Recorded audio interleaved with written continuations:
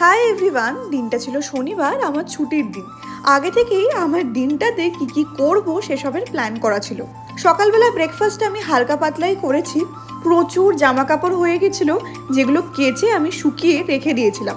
আজকে সেগুলো ভাঁজ করলাম।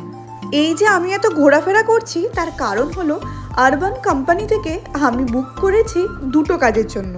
আসলে আমার এই ফ্ল্যাটে ফ্যানগুলোতে এমন ধুলো জমেছে যেটা আমি পরিষ্কার করতেও পারছি না।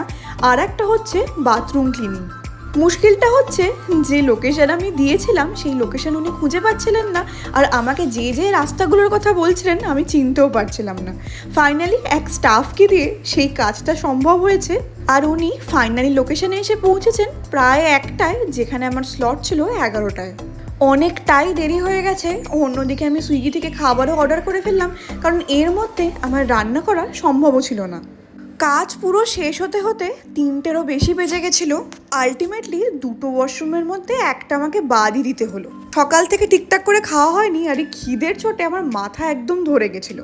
তো ঠিক করলাম পরে অন্য এক ছুটির দিনে এরকম স্লট বুক করব, যেখানে টাইমটা 11টার আরও আগে দিতে হবে। তো দুপুরে আমি লাঞ্চ করলাম বিরিয়ানি খেয়ে। আমার তো ভালোই হলো, আর এই বিরিয়ানিটা আমার খারাপ লাগে না।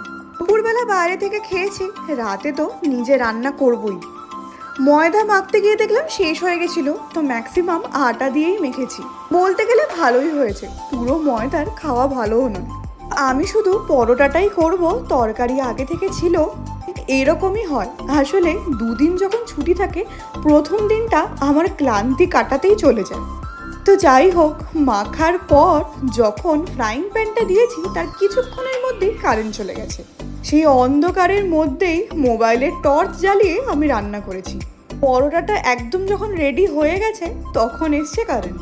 ডিনার আমি ঠিকঠাক করতে পেরেছি, কিন্তু তারপর থেকে সারা রাতে 4-5 বার কারেন্ট গেছে। তো এই ছিল আমার পুরো দিনের গল্প। এই ভিডিওটা এখানেই শেষ করছি। দেখা হবে তোমাদের সাথে আবার একটা নতুন ভ্লগ নিয়ে। ভালো লাগলে সাবস্ক্রাইব করো। টাটা।